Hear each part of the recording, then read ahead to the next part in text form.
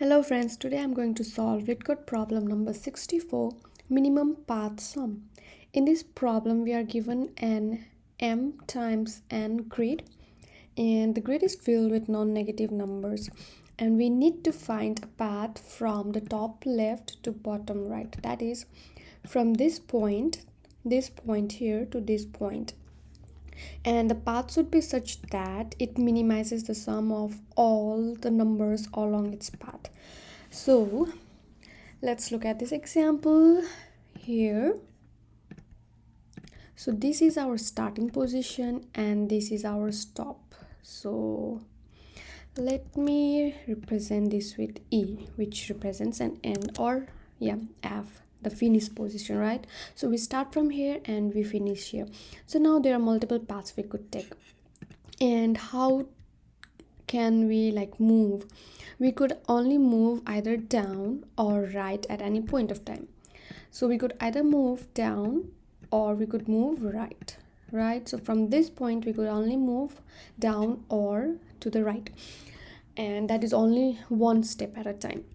So if from starting point we are starting from this point, we could either take this direction or we could go this direction, right? Now which direction should we choose so that the path is minimum? Well, if you could just look at the value of these two, then you would see that one is the least. So basically we would think that we should go at this direction, right? But let's see what happens. Now from here we could go either to the right or down, right? So if we choose any one of these, let's suppose we chose this because this is the least among 4 and 5, right? So we chose this. So what is the sum of paths so far? So that would be 1 plus 1 plus 4, which is equals to 6. So this path gives us a value equals to 6. Now let's look at this one and then see. From here we could go either to the right or to down, and now we choose the minimum one, and which is equals to 1. So in this path, what's the sum right now? So far the sum is equals to 1 plus 3 plus 1, which is equals to 4. So basically, even though we chose the value 1 initially, which was less than the value of 3, we are ending up getting a value 6, which is greater than the value 4. So how do we make the choice? So basically, to make a choice we need to consider all other values that would fall in the path. Since we started from here, we would not just it's not enough to look only the one point at a time. We need to look at all the values along the path that we would take. So basically, to choose between this node and this node, we have to know the value of the sum of the path, the sum of the path that we are taking from this point to the finish line. Similarly, for this also, to choose this, we need to know the sum of this path here. So once we know the sum of path for this node and this node, we it would be easy, right? For example, let's see here.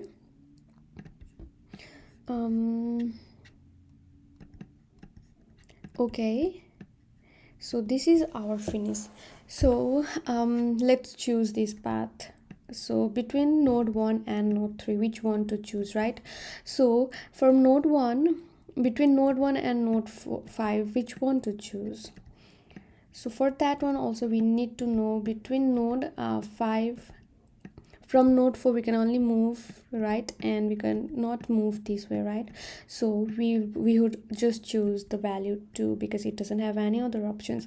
And for 2 also we just choose this node. So basically, now what's the sum of path so far? For this node it's still 1. What about this node? For this node it is 3. 2 plus 1, which is equals to 3. So the sum of path from 2 to the finish line is equals to 3. What about 4? The sum of path from 4 to the finish line would be the value 4 plus the sum of path from this to this. So basically 4 plus the sum, which is equals to 3. 4 plus 3 would be equals to 7.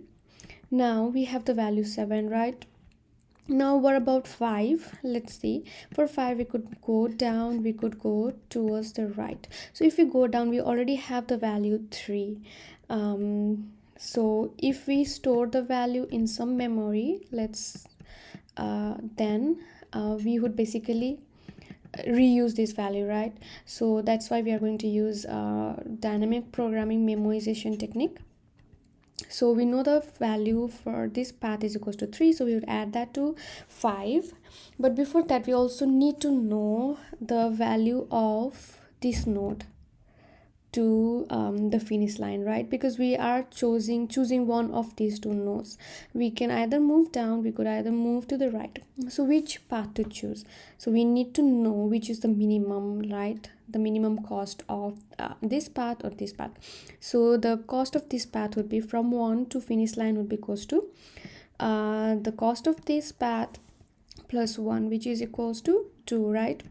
Now we have the cost of this path 2, the cost of this path equals to 3, which is the minimum of these two. We choose the minimum, which is equals to 2. So now 2 plus 5 would be equals to 7, right? So basically for node 1 we are getting 7 for both of these nodes, so we could choose any one of these values. So let's choose this node. All right, so we choose the value 7 and we got the sum of this path to be equals to 8. Starting from this node 1, we take this path and the total path is equals to 8, right? Sum of the path is equals to 8. Now for this node we are choosing between this node, between the path that is 8 and between the one we take from here. So let's suppose we have found the minimum path until this, which is 3 plus 1 plus 1 plus 1, that is equals to 6. So the minimum path for to reach the finish from this node is equals to 6. Now which is the less, right? 6 is less, so we choose this node, right? This node. So now we take the value 6 and we add that with this value here. So what value do we get? We get the value 7. So that's the cost of the path. So that is how we are going to perform our solution, that is perform our So now that we know how to solve this problem, basically let me just clear this thing up again and try to explain it with okay. So from this node, to make a move, we can move from here to here, right?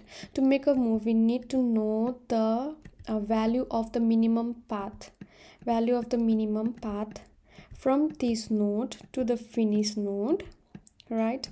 And from this node to the finish node. So once we have the value of minimum path for both of these node, what we'll do is, for this we need the minimum path, right? So what we are going to do is we take the minimum of these two values and then we get the value for our node here. So that's how we are going to solve. So now let's try to solve this problem using JavaScript. Okay, before that, what do we need? We are storing the cost of each node to reach the finish node in our memory. So we would need a 2D array, since this is a 2D grid, right? So that's why we need a 2D array to store the result. And that's all. So now let's start coding.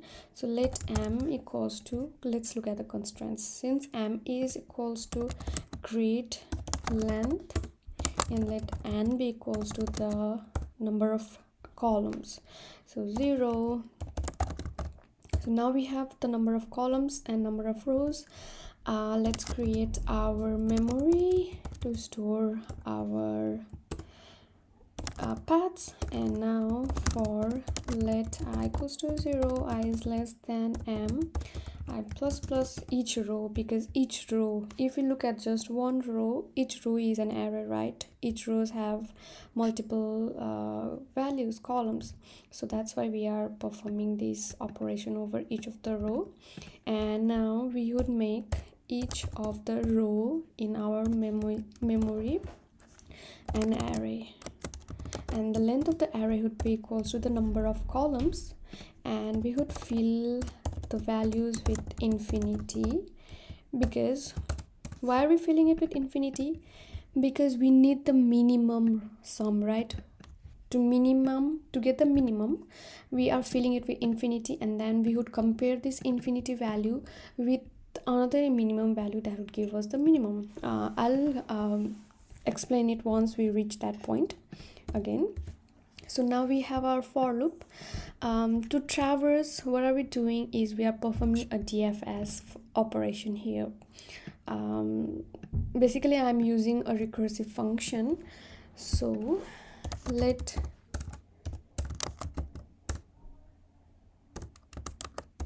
recursion is equals to function, and we need our indices, that is to know which node we are looking for.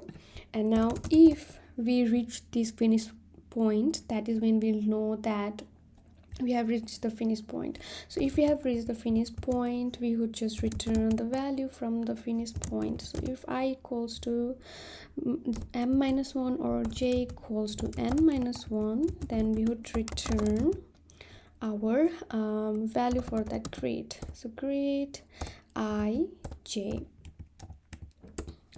And now in the next step, if we already have found the value of the in the memory, then at that point our memory would not have value infinity.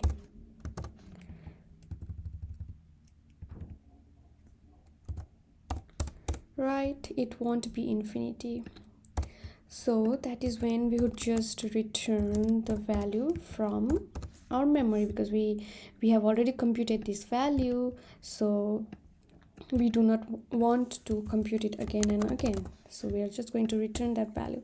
And now since we can make a move down and a move to the right, so we are going to perform a recursion over both the directions. So dfs I plus 1 would be a move down, and dfs ij plus 1 would be a move towards the right. Now between these two values, what we did, we took the minimum value of these two, right? So that's what we will do. So we are going to take the minimum of these two. So this is what we are doing here. So we take the minimum, and once we get the minimum between these two values, what we did, we added that with the value of this node, right, to get the path from this node to the finish node, right? So that's what we are going to do here again. So we are now adding the value at that grid, and that is what we return to our calling function. And yeah, that's all. Now let's make a call. Okay, it's a recursive function, so let's make a call to our recursive function and return the value that we get from the function. Okay, let's return the value. Now let's try to run our code and see if it works. Okay, so I put a space here which we shouldn't. Oh no, once again DFS is not defined. Why did I? Because in my previous code I actually was writing a DFS function, so I just have a hangover, I guess. Oh no. Okay, so we are getting a wrong answer. Let's see, why are we getting a wrong answer?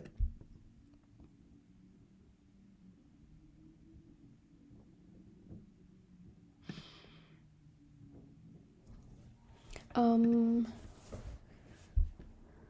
so if it is the finish node, that is this node, then it would just return the value of the grade. So the value of the grade is returned to its calling function. Suppose this is the calling function, 2 is the calling node, then it would return that value to the grade.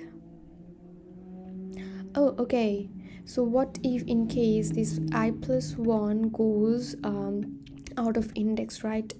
So that is when we need to return something.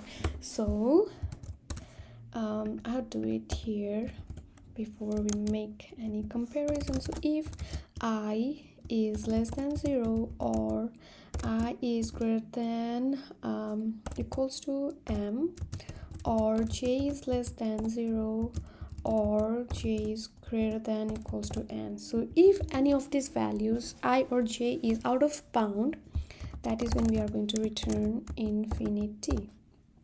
Okay, now let's try to run it. Okay, so it's giving me wrong output.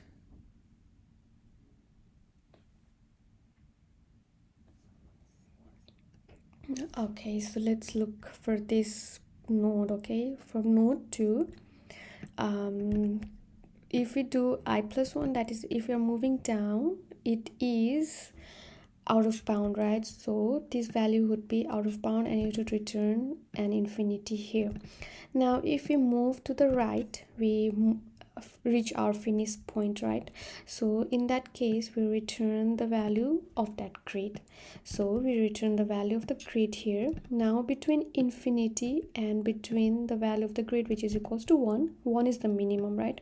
So 1 plus the value of the grade, that is node 2, is equals to 3. So that value is returned to the node which calls it. So if 4 is the node which is calling it,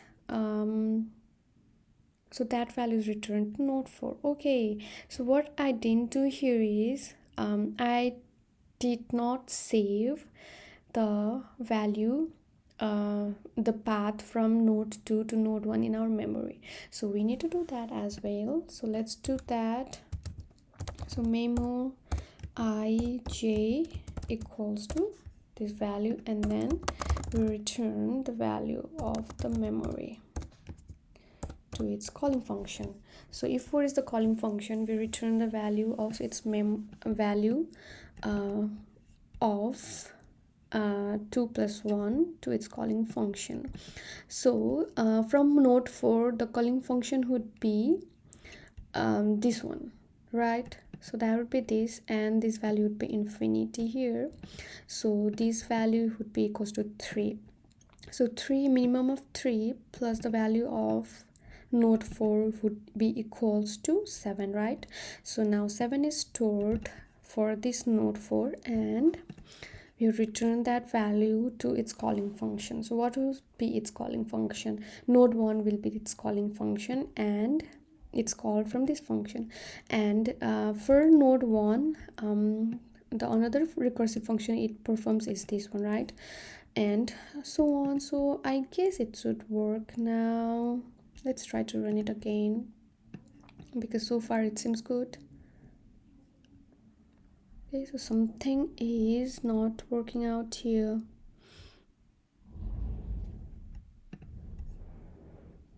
I'm getting the value 5 every time. Why is that?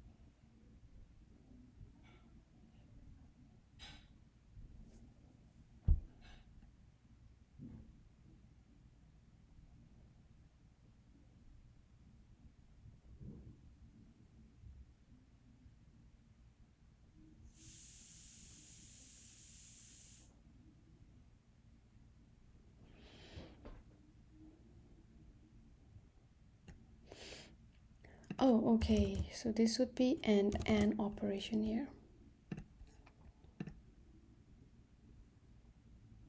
Finally, now let's submit our code.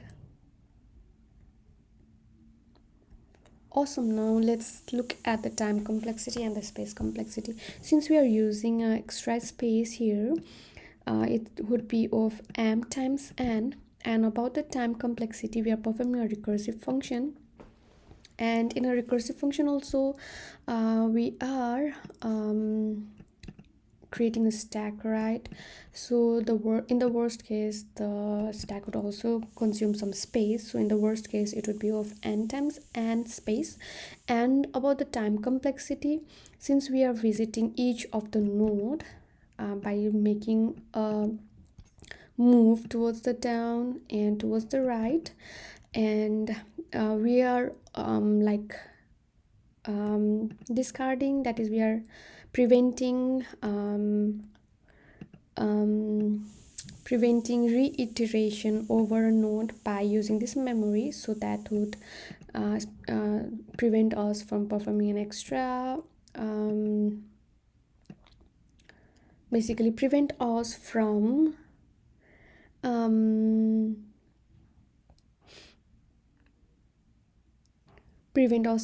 additional unrequired iteration, right? Because we already have this saved in our memory. So that would mean that we are just iterating each node just once. So the time complexity would be of n times n. I hope you found this solution useful. Please let me know in the comments below, and if you want me to solve any problems from LeetCode, do let me know in the comments below as well. Hope you have a great day. Thank you.